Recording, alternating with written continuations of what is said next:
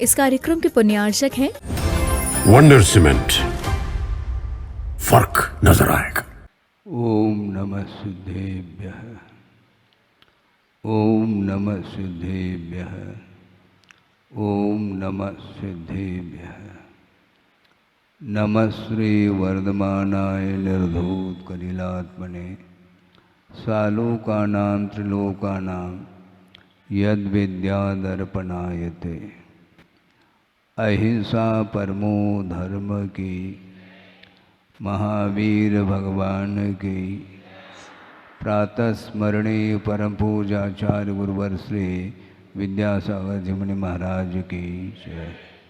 जय बोलिए विद्याकुल श्रोमणी आचार्य भगवान श्री समय सागर जी महाराज की, समस्त आचार्य संघ की।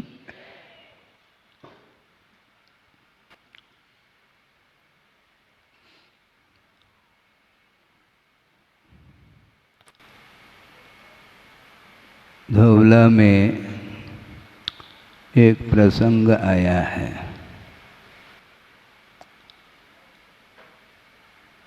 और वह ये है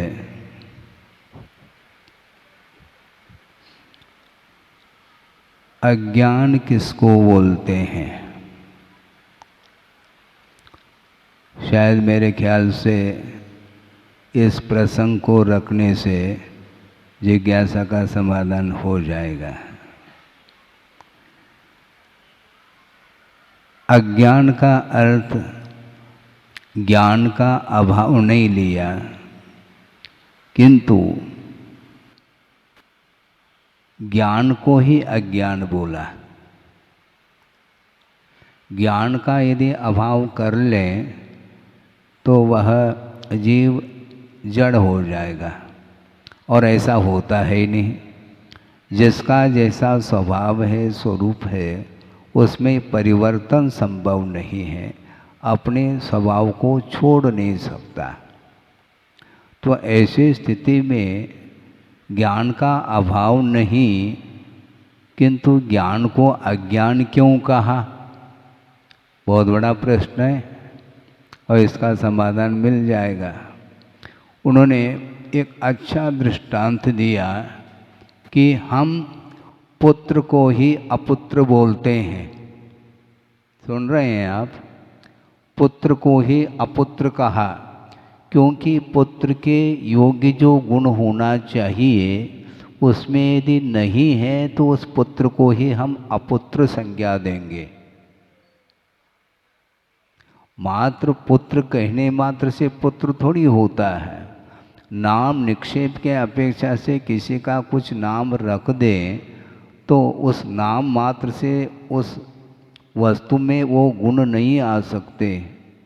किसी का नाम महावीर रखा, किंतु महावीर यदि पिताजी की आज्ञा नहीं मानता है तो महावीर की पिटाई होगी, पक्की बात है।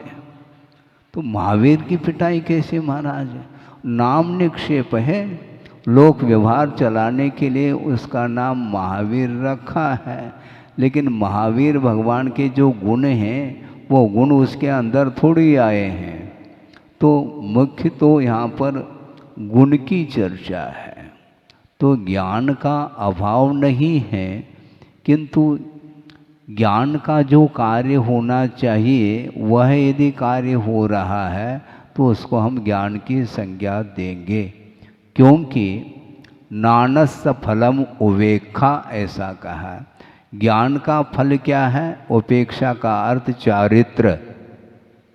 ज्ञान को लेकर के हम बैठे हैं, ये नहीं कहना चाहता कि ज्ञान का अभाव कर दो, ऐसा नहीं। ज्ञान का फल, फल की ओर दृष्टि जानी चाहिए।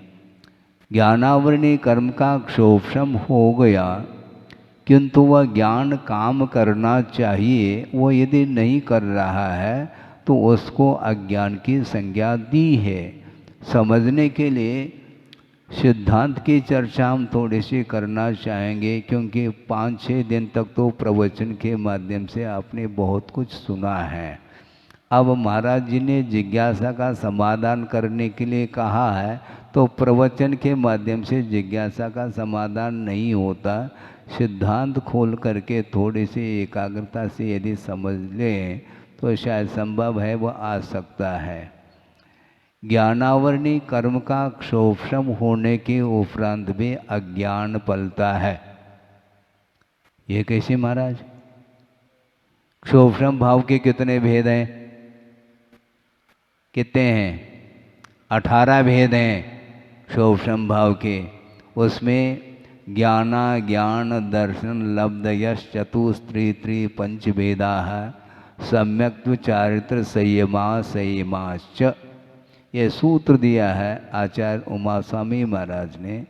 ज्ञान 4 प्रकार के, मति ज्ञान, श्रुति ज्ञान, अवधि ज्ञान, मनपर्य ज्ञान, ये चारों ज्ञान सम्यक ज्ञान के रूप में आते हैं। इसके बाद अज्ञान 3 प्रकार का, कुमति ज्ञान, कुश्रुत ज्ञान, कु अवधि ज्ञान, जबकि ये क्षोभम ज्ञान के अंतर्गत ही लिया है। ज्ञान का अभाव सो अज्ञान ऐसा नहीं लिया। और औदयिक भाव में जो अज्ञान शब्द आया है वह ज्ञानावरणी कर्म के उदय में ज्ञान का अभाव सूचित करता है। जैसे वर्तमान में मान लो आपको अवधि ज्ञान नहीं हो रहा है, मन पर ज्ञान नहीं हो रहा है, केवल ज्ञान भी नहीं हो रहा है, तो ऐसे स्थिति में अपने अपने ज्ञानावरणी कर्म के उदय के कारण वह अज्ञान भाव पल रहा है। इसको औदयिक भाव के रूप में लिया है। तो यहाँ पर तो ज्ञान का अभाव है, और जहाँ पर ज्ञानावरणी कर्म का क्षोभम होने के बावजूद भी यदि दर्शन मुनि का क्षोभम नहीं है तो उसको अज्ञान की संज्ञा देते हैं। अर्थ यह है ज्ञानावरणी कर्म का क्षोभम होने के बावजूद भी वह ज्ञान काम नहीं कर रहा है। वस्तु का जैसा स्वरूप है, स्वभाव है, उसका यथार्थ ज्ञान उसे नहीं हो रहा है, क्योंकि दर्शन मुनि का उदय चल रहा है। इसलिए श्रद्धान पूर्वक पदार्थ का ज्ञान होता है, वह समीचीन पदार्थ का बोध माना जाता है। थोड़ा सा क्षोभम हो, किसी को ज़्यादा हो, अल्प बहुत से कोई प्रयोजन नहीं, ये ध्यान रखे। आपके पास अल्प ज्ञान है, महाराज आपके पास बहुत ज़्यादा है, तो अल्प बहुत को लेकर के यहाँ पर चर्चा नहीं। जितना भी ज्ञान हो किंतु समीचीन ज्ञान होना चाहिए। कौन महाराज है वो? शिवभूति महाराज। हाँ, लगभग वह प्रतिदिन याद आ जाते हैं। शिवभूति मुनि महाराज, जिनके पास ज्ञान कितना था? अत्यंत अल्प था, हैं? द्रव्य श्रुत बहुत अल्प था।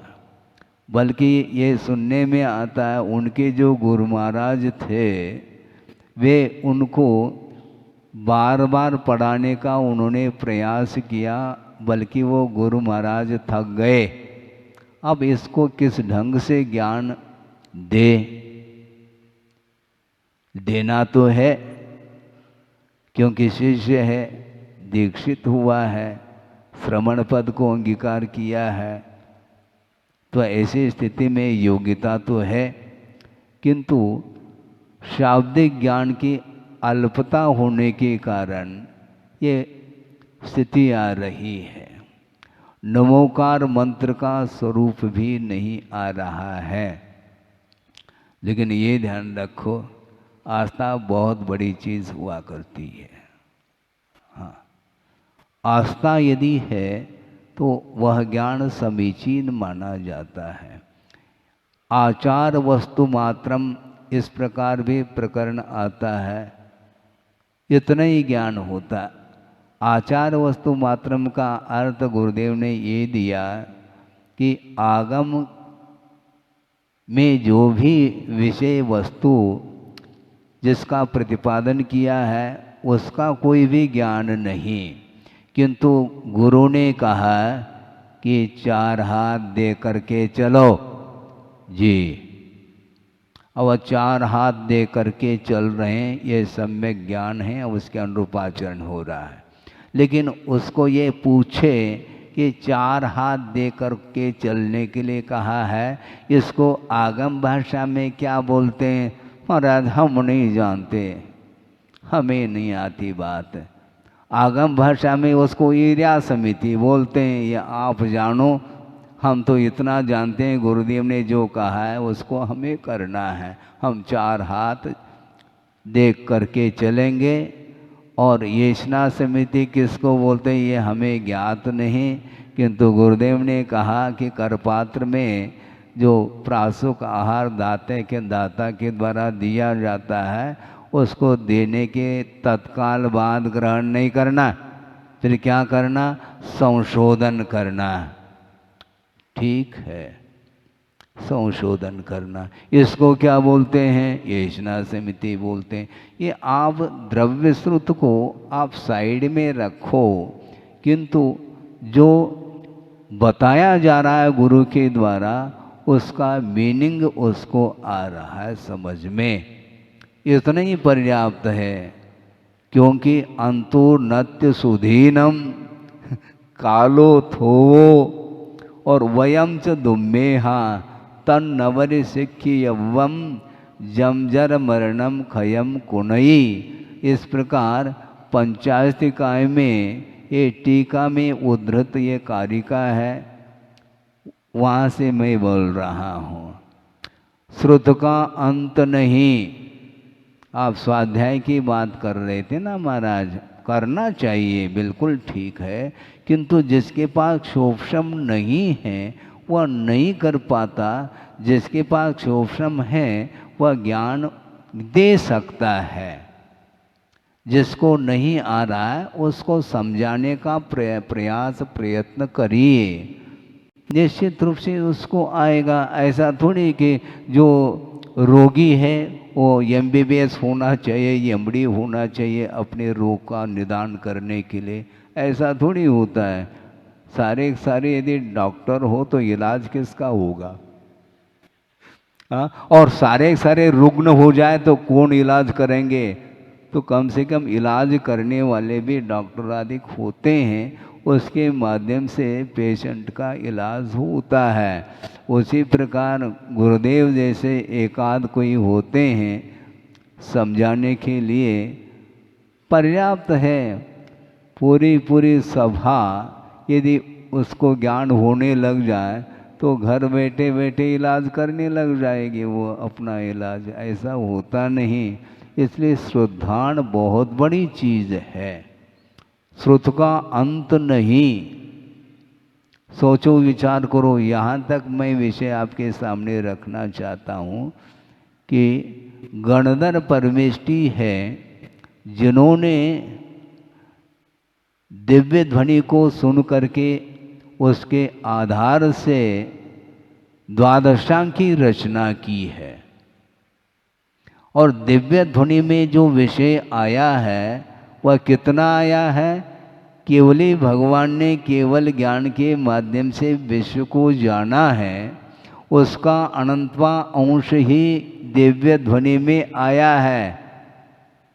बाकी अनंत बहुभाग व दिव्य ध्वनि में उतर ही नहीं सकता, क्योंकि दिव्य ध्वनि रूप जो ज्ञान है वह अपने आप में शाब्दिक ज्ञान है, और जो शब्दातीत ज्ञान है वह अक्षय ज्ञान केवल ज्ञान माना जाता है, जो कि अनंतानंत पदार्थ को, जो चेतना चेतनात्मक अथवा मूर्तात्मक जो पदार्थ हैं, अनंत पदार्थ, उन अनंत पदार्थगत गुण भी अनंतानंत है, और उन गुणों की अतीत अनागत वर्तमान संबंधी जो पर्याय हैं, इन सबको एक साथ एक समय में जानते हैं। आप ध्यान दें, एक साथ एक समय में जान रहे हैं।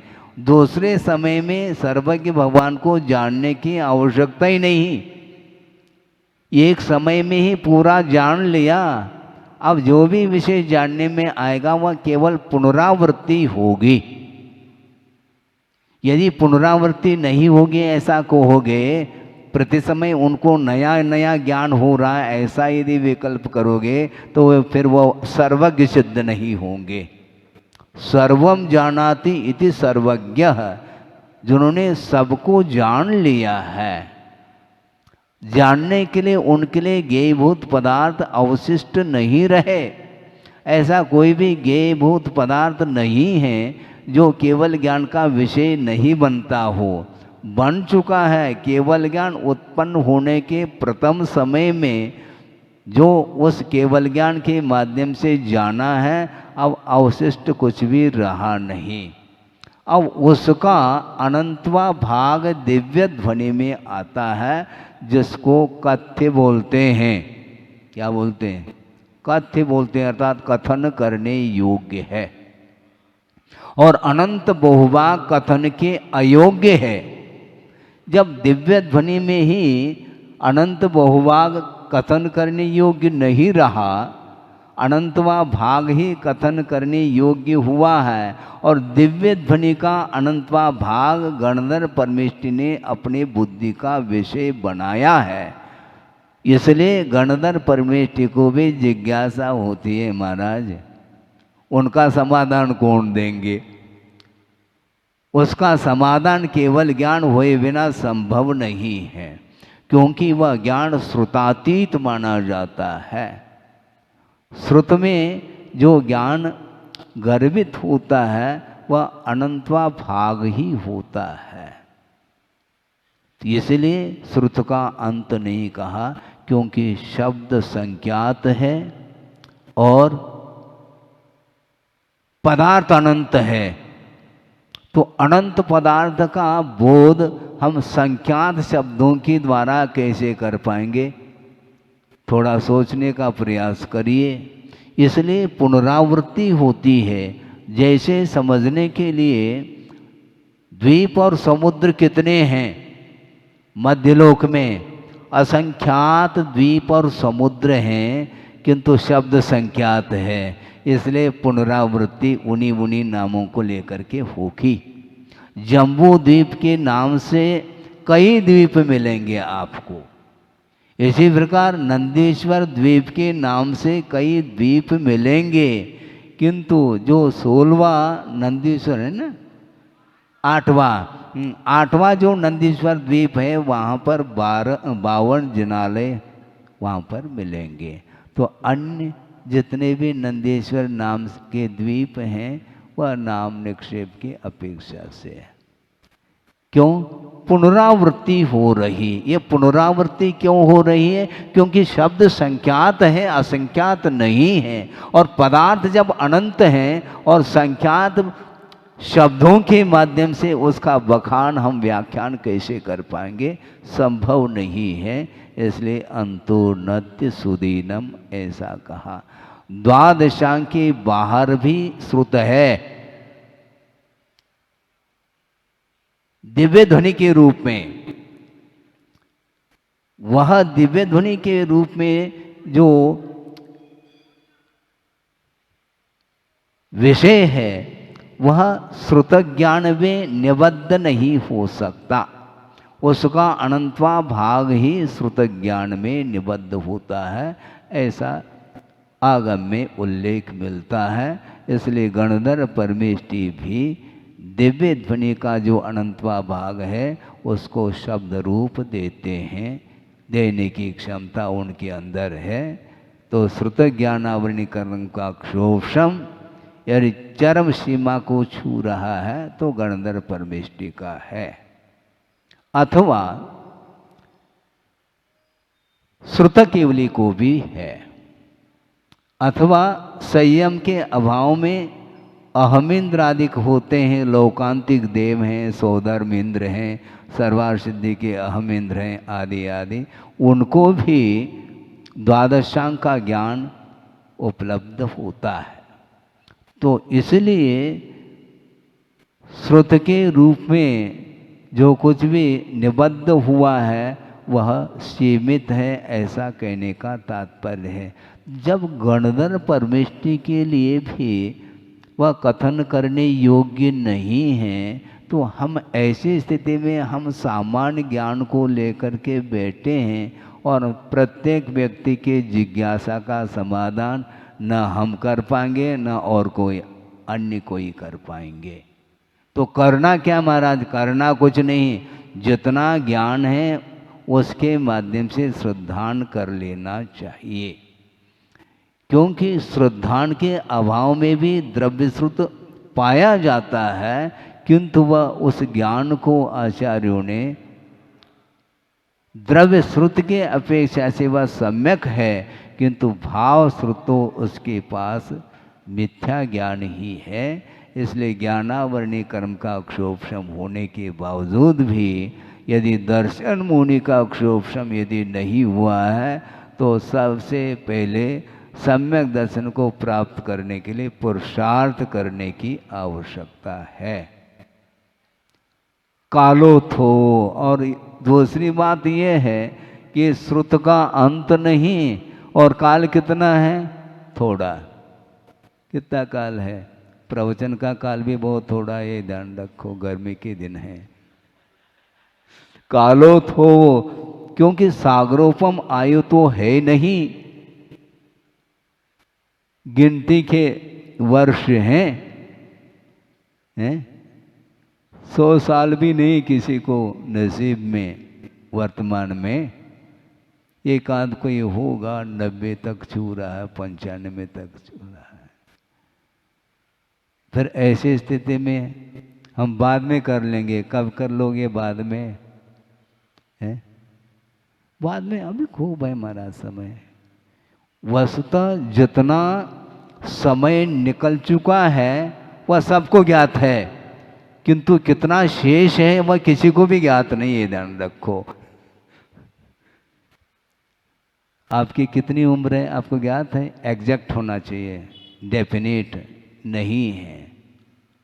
एक अनुमानिक विषय बनता है 70 साल, 75, 80 औसत के हिसाब से जो भी है, लेकिन वह भी उतनी आयु भी होते हुए भी सकाल में मरण हो कोई अनिवार्य नहीं है। भिन्न भिन्न निमित्तों को लेकर के अकाल में भी अवसान को प्राप्त हो सकता है। तो ऐसी स्थिति में आपका जीवन आपके हाथ में नहीं है, न मेरे हाथ में है। इसलिए कालो थो कहा है। मान लो किसी की उम्र कितनी 70 वर्ष की है, ऐसा मान के चलते हैं, और अनुमानिक जो उम्र है उसको 80 मान करके चल रहे हैं सपोज के रूप में, तो 10 साल शेष रह गए। ठीक है, सुन रहे हैं क्या नहीं? 70 साल की उम्र है किसी की और 80 साल मान के चलते हैं, तो 10 साल अभी शेष है, किंतु 5 साल रात के हैं और 5 साल दिन के हैं। ये ध्यान रखो, गणित ये है, क्योंकि 12 घंटे की रात और 12 घंटे का दिन है, तो 5 साल तो तुम्हारे रात में ही चले जाएंगे और 5 साल शेष हैं, तो उसमें क्या करना चाहो? 1, 2, 3 खत्म। कालो थो। इसके बाद भी उसको बात समझ में नहीं आती, मैं बाद में कर लूँगा। क्या कर लोगे? भोजन करोगे, भोजन करने के लिए भी समय नहीं बचेगा, ये ध्यान रखो। इसलिए कालो थो ऐसा कहा, और श्रुत का अंत नहीं है। और दूसरी बात, वयम च दुर्मेहा, हम दुर्मेधस है, हमारी बुद्धि काम नहीं करती, वक्र बुद्धि वाले हैं, ऐसा कहा। वृषभनाथ भगवान के काल में जो लोग थे वो बिल्कुल सरल, अल्प तो है, सरल बुद्धि वाले थे, भोले भाले। और अजितनाथ भगवान से लेकर के पार्श्वनाथ भगवान तक के काल में जो लोग थे वे तीक्ष्ण बुद्धि वाले थे। तीक्ष्ण बुद्धि वाले का अर्थ यह है, गुरुदेव ने ये कहा था, सामायिक करो, बस 28 मूल उनका वो पालन करते थे। अलग अलग उनको ज्ञान कराने की आवश्यकता नहीं, तीक्ष्ण बुद्धि वाले थे, क्योंकि वो जानते थे सामायिक जो कर रहा है वह 28 मूल गुणों का पालन कर रहा होता है, उसके बिना सामायिक निर्विकल्प संभव ही नहीं है। और महावीर भगवान के काल में, उनके तीर्थ काल में जो लोग हैं, हम और आप जैसे वक्र बुद्धि वाले हैं। हम जो गुरु जो कहते हैं उसमें भी प्रश्न चिन्ह लगाने वाले हम लोग हैं। ये ऐसा कैसा? ऐसा नहीं होना चाहिए महाराज। अच्छा ठीक है, महाराज को उपदेश दे रहे हैं क्या? जो महाराज को ये उपदेश दे रहा है तो उसको उपदेश देने की क्या आवश्यकता है? ऐसा नहीं है। इस प्रकार आपने किस आधार से तुम कह रहे हो? आगम के आधार से बोला करो। तो ये हो गया वक्र बुद्धि, ठीक नहीं। यदमेव, इस प्रकार बार बार बार बार गुरुवैनम, गुरु का जो वचन है उसको आत्मसात करने का हमें पुरुषार्थ करना चाहिए। नहीं है तो अवसर चूक जाएगा। हैं, जैसे बोलते हैं आप लोग ना, बोली चल रही है और उस में अवसर चूक जाएगा, जल्दी करो, कालो थोवो, उसमें भी अल्प समय है तो 1 2 3 बोल देगा तो अवसर खो जाएगा। तो उसी प्रकार वर्तमान में अल्प आयु है और बुद्धि में भी कमी है और श्रुत का अंत है नहीं। तो करना क्या है?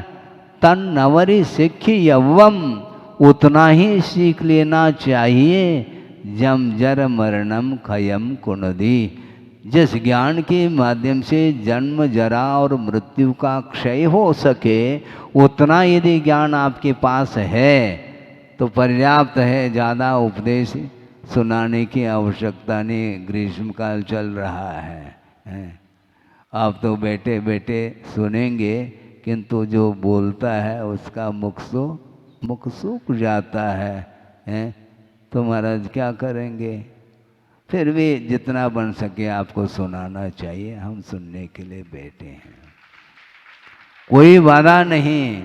इतनी मतलब विषम काल में भी, ग्रीष्मावकाश चलते हुए भी जिनवाणी को श्रवण करने के लिए आप लोग उत्कंठित है। इससे बढ़कर के और कौन से शुभ लक्षण हो सकते हैं? इसलिए कोई बाधा नहीं, थोड़ा बहुत भी ज्ञान मिल जाए, क्योंकि वह क्षीर सागर के समान श्रुत का पार नहीं है। किंतु क्षीर सागर में से एक छोटी सी लुटिया भी यदि आप ले लोगे तो भी वह क्षीर सागर का ही जल माना जाता है। माना जाता है कि नहीं? बिल्कुल माना जाता है। इसलिए अल्प बुद्धि के धारक हम हैं और आपको हम दे रहे हैं। जिनवाणी का आधार लेकर के दे रहे हैं। इसलिए इसका संबंध वीर हिमाचल से है, आप लोग बोलते हैं।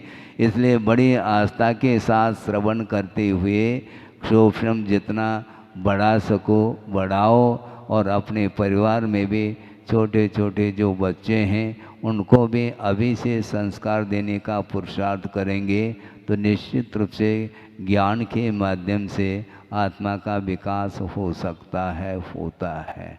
ज्ञान के बिना विकास नहीं होता, ये क्लियर है।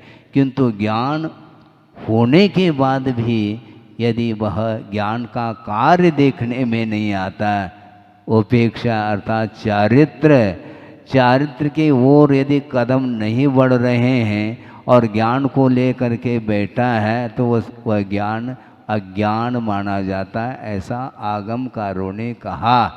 ज्ञान का अभाव नहीं, किंतु ज्ञान का जो कार्य है चारित्र के प्रति एक है, चारित्र से प्रभावित नहीं हो रहा है तो वह ज्ञान किस काम का है? फिर ज्ञान के लिए चारित्र, क्या चारित्र के लिए ज्ञान? बोलो, प्रश्न मंच है। चारित्र के लिए ज्ञान की आवश्यकता है, क्या ज्ञान के लिए चारित्र की? चारित्र के लिए ज्ञान की आवश्यकता है। इसलिए चारित्र को पालन करने के लिए यथा योग्य ज्ञान आप लोगों के पास है और आस्था तो है, तभी तो बैठे हैं सुन रहे हैं। हम तो यही मान के चलते हैं, जितने भी सभा में लोग बैठे हैं वह सब सम्यक दृष्टि है। बिल्कुल, हाँ, हम मोटिवेट नहीं कर रहे हैं, बिल्कुल हकीकत है।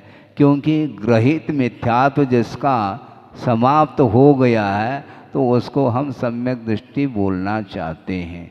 क्योंकि कर्णानियों की पद्धति से सम्यक दर्शन का सद्भाव और अभाव के बारे में कुछ भी कहा नहीं जा सकता। इसलिए सम्यक दर्शन के योग्य आचरण जिसका चल रहा है, अर्थात सच्चे देवगुरु शास्त्र के प्रति श्रद्धान का भाव लेकर के पूजन अर्चना आदि कर रहा है, आराधना कर रहा है, उसको हम सम्यक दृष्टि मानने में हमें बाधा नहीं है। किंतु उस सम्यक दर्शन को सुरक्षित रखना है। कैसे रखेंगे? तो सम्यक वर्धनी क्रिया के माध्यम से ही सम्यक दर्शन को विकसित किया जा सकता है। सम्यक दर्शन को बढ़ाने वाली जो क्रिया है सम्यक वर्धनी क्रिया इति सम्यक क्रिया, इस प्रकार पूज्यपाद स्वामी ने कहा है। ऐसी क्रियाएं करो जिसके माध्यम से सम्यक दर्शन में विकास हो सके। यदि उपलब्ध नहीं है तो सम्यक की उत्पत्ति होगी, और यदि पहले से ही सम्यक लेकर के बैठे हैं तो सम्यक की क्रिया के माध्यम से सम्यक दर्शन का स्तर बढ़ता है, उसमें निर्मलता और बढ़ती चली जाती है। इसलिए सम्यक दर्शन के बिना ज्ञान में समीचीनता नहीं आती। क्योंकि सम्यक दर्शन के अभाव में भी ज्ञान विद्यमान है, किंतु उसमें यदि समीचीनता आती है तो वह सम्यक दर्शन के माध्यम से। हालांकि सम्यक ज्ञान और सम्यक दर्शन ये क्रमवर्ती नहीं, एक साथ उत्पन्न होते हैं, इसमें समय भेद नहीं है।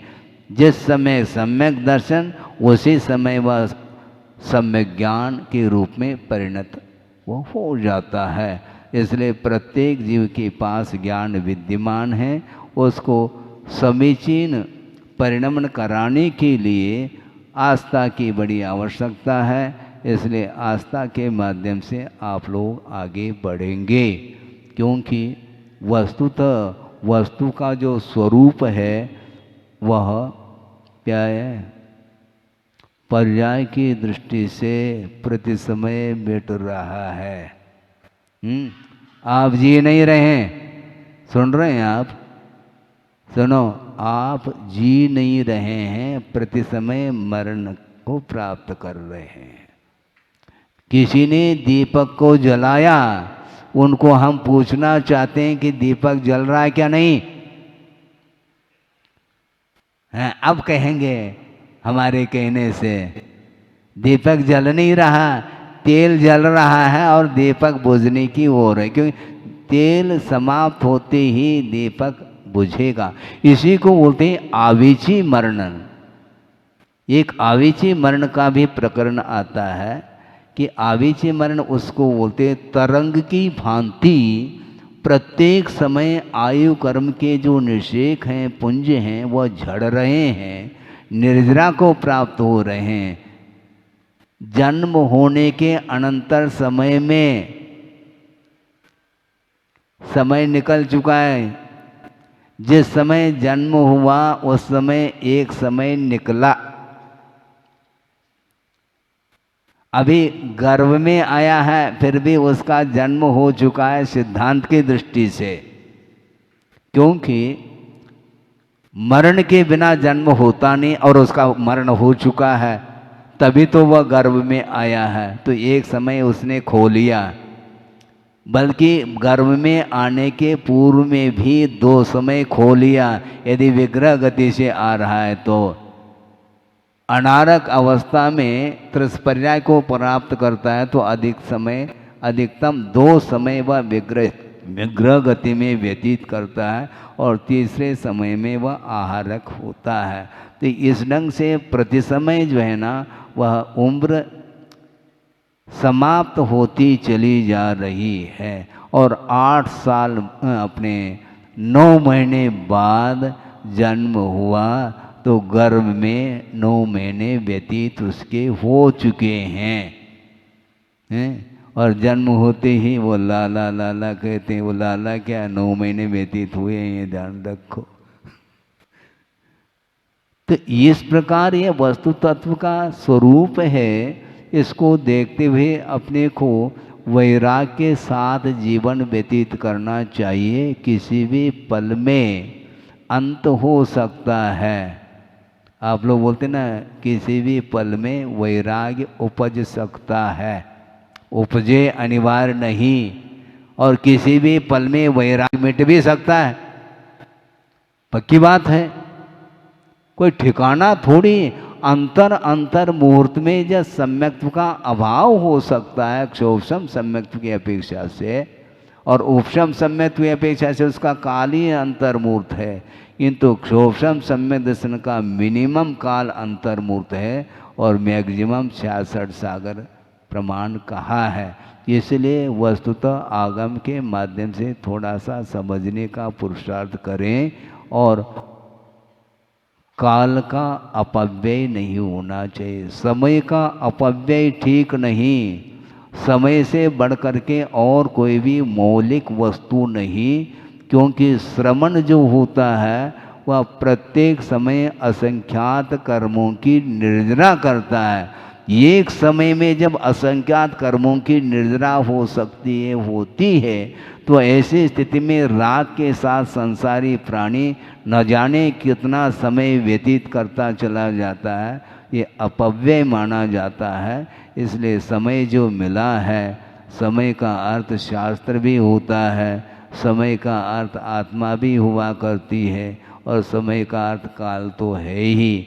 इसलिए पंचम काल भले ही हो, किंतु छठे काल से पंचम काल तो फिर भी हमारे लिए उतना हानिकारक नहीं, क्योंकि भले ही मोक्ष प्राप्त न हो, किंतु मोक्ष मार्ग तो अविरल रूप से यह चल रहा है, और पंचम काल के अंत तक यह मार्ग विद्यमान रहेगा।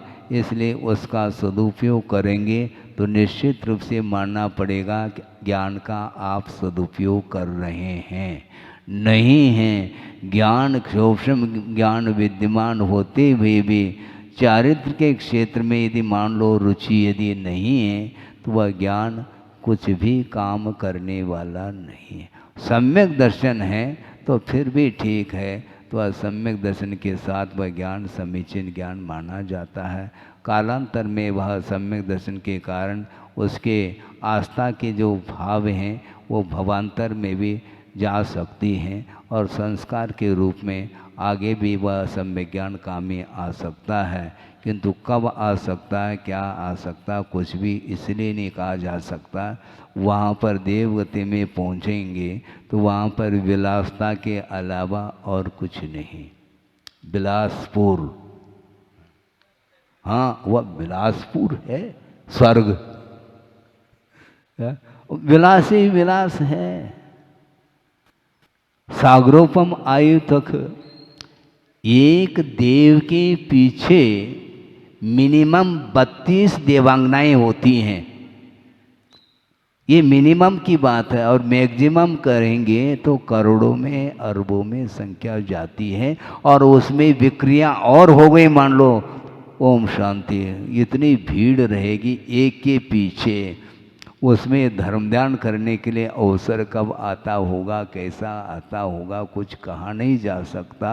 और सागरोपम आयु तक मान लो सम्यक दर्शन को उसने बरकरार यदि बनाए रखा है, बहुत बड़ा पुरुषार्थ उसने किया।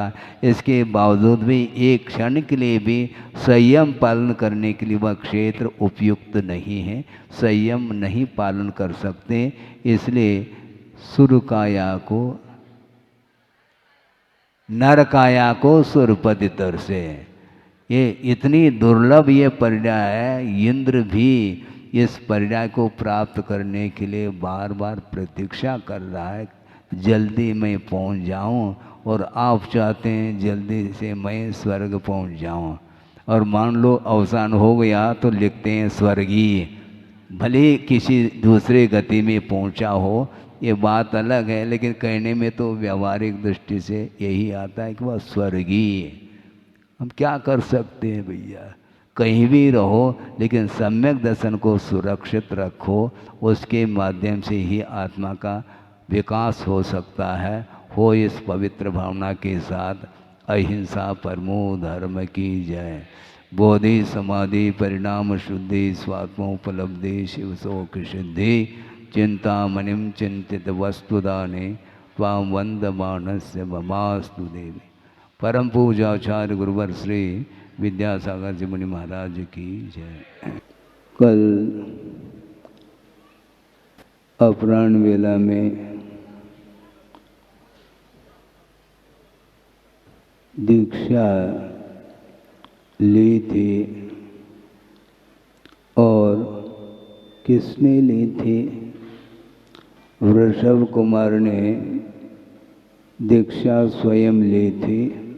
उन्हें वैराग्य हुआ था और आज अपराह्न वेला में उन्हें केवल ज्ञान का लाभ हुआ है।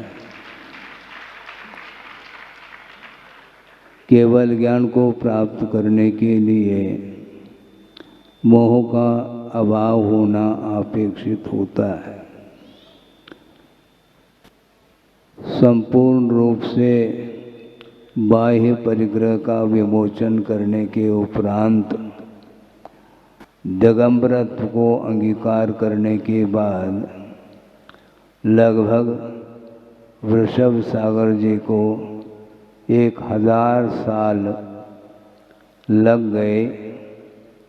1000 साल तक उन्होंने कठिन तपस्या की है, तब कहीं जाकर के केवल ज्ञान उत्पन्न होता है। केवल ज्ञान मोह के अभाव में होता है और मोह का अभाव ध्यान के बिना संभव नहीं है। और ध्यान किसको होता है? ध्यान का क्या स्वरूप है? ध्यान की ऐसी कौन सी सामग्री है? ध्यान का क्या फल है? ये सारा विषय आप लोगों को आगम ग्रंथों के माध्यम से प्राप्त होगा। धर्म ध्यान और शुक्ल ध्यान ये मोक्ष के लिए कारण हैं, तो आर ध्यान रौद्र ध्यान ये संसार के लिए कारण बताया है। धर्म ध्यान के स्वरूप को समझने की अपेक्षा गुरुदेव का ये कहना था कि आर ध्यान रौद्र ध्यान का स्वरूप ज्ञात हो जाए तो उसका यदि अभाव कर लोगे तो निश्चित रूप से धर्म ध्यान और शुक्ल ध्यान पा सकोगे। और धर्म ध्यान और शुक्ल ध्यान के माध्यम से ही क्रमशः यह मोह का क्षय हो जाता है। मोह के पास ऐसी अपूर्व शक्ति है जिसके कारण केवल ज्ञान उद्घाटित नहीं हो पा रहा था। और उद्देश्य संसारी प्राणी ने अभी तक मोह का अभाव करने के लिए सही अर्थात समीचीन पुरुषार्थ नहीं किया है। और नो मोह का अभाव करना ये खेल भी नहीं है। प्रत्येक क्षेत्र में ड्रामा करता आया है, नाटक जिसको बोलते हैं। विभिन्न प्रकार के भेष को बदलते संसारी प्राणी को आकर्षित करने का प्रयास तो करता है, किंतु प्रत्येक संसारी प्राणी दुनिया को तो आकर्षित करने के लिए कटिबद्ध है, किंतु आत्म तत्व से वह स्वयं प्रभावित नहीं है। और आत्म तत्व से विमुख होता हुआ ही यह संसार का परिभ्रमण चल रहा है। और इसलिए इसको समाप्त करने के लिए स्वयं को ही आत्म पुरुषार्थ करना होगा। एक जीव के अपेक्षा से संसार का अभाव हो सकता है, किंतु अनंत जो जीव हैं उन समस्त जीवों की अपेक्षा से कभी भी संसार का अभाव नहीं हो सकता। इस धरती से अतीत अनंत काल में अनंत जीव मोक्ष पुरुषार्थ करके मोक्ष को प्राप्त कर लिए, केवल ज्ञान को प्राप्त करते हुए, किंतु अभी भी हम लोग इसी धरती पर घूम रहे हैं। सोचो, विचार करो, निमित्त मोक्ष को प्राप्त करने के लिए अथवा केवल ज्ञान को प्राप्त करने के लिए उचित सामग्री उपलब्ध हो जाती है पुण्य के उदय से, किंतु उस सामग्री का सदुपयोग नहीं करने का ही एकमात्र परिणाम है कि संसारी प्राणी का जीवन उन्नति को प्राप्त नहीं हो पाया। कल मैं देख रहा था उस दृश्य को, सब लोगों ने देखा होगा, एक और नीलांजना का दृश्य।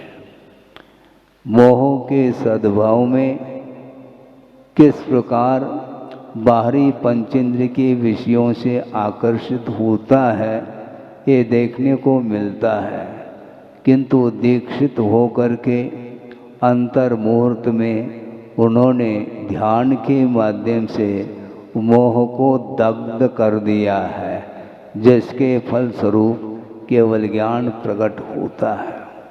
और केवल ज्ञान क्षायिक ज्ञान माना जाता है।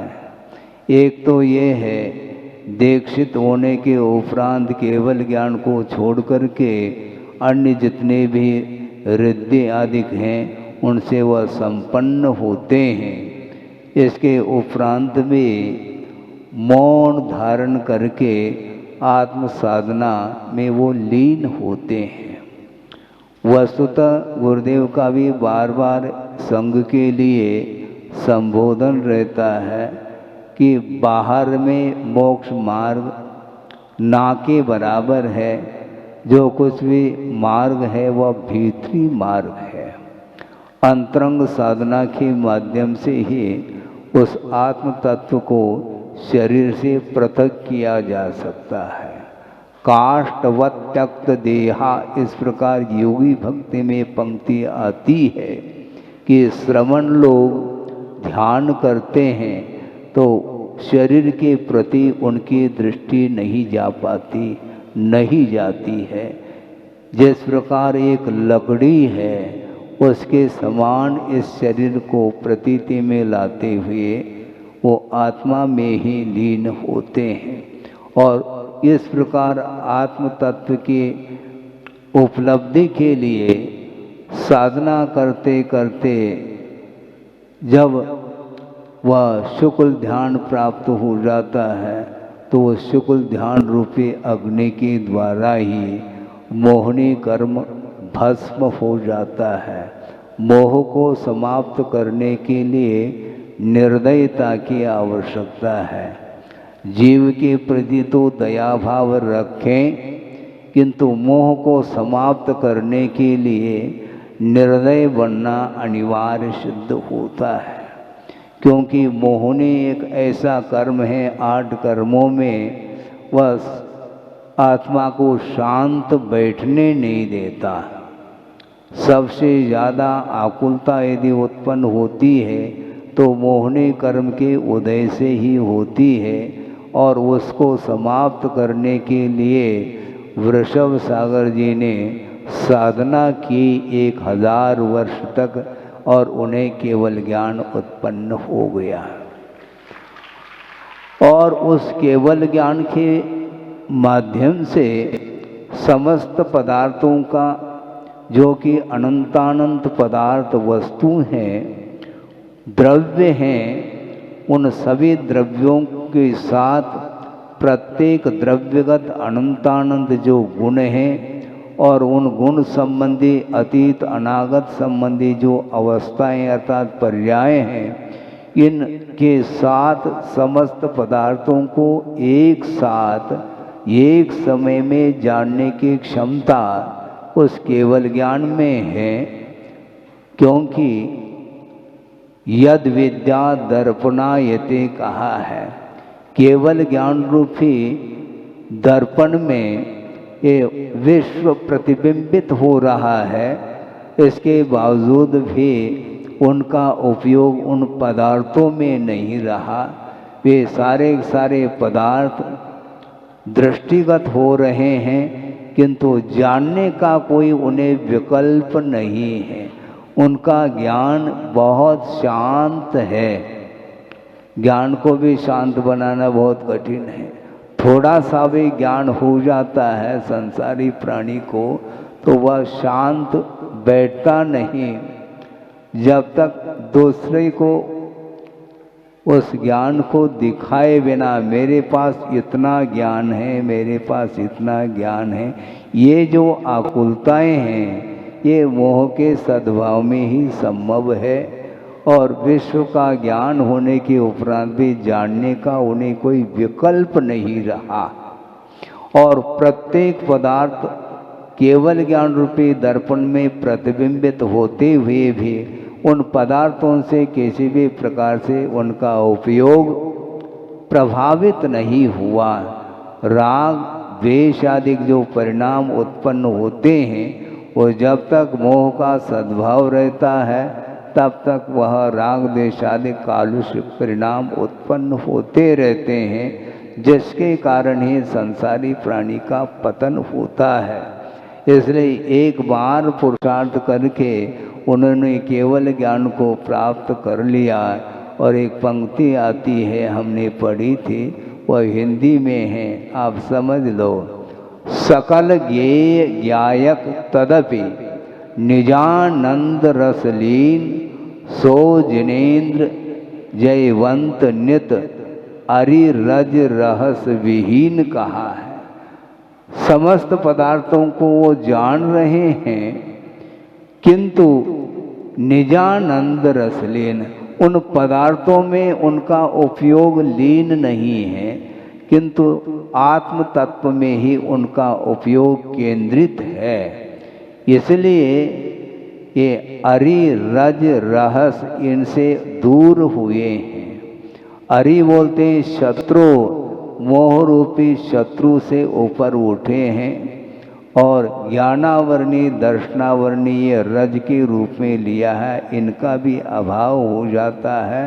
और रहस्य का अर्थ अंतराय कर्म है, जिसका क्षय होने के फलस्वरूप अर्थात चार घातिया कर्मों के क्षय से जिन्हें केवल ज्ञान प्राप्त हुआ है, और कल प्रातः वेला में शेष जो अघाती कर्म हैं उनका भी क्षय करके वो शरीरातीत होंगे।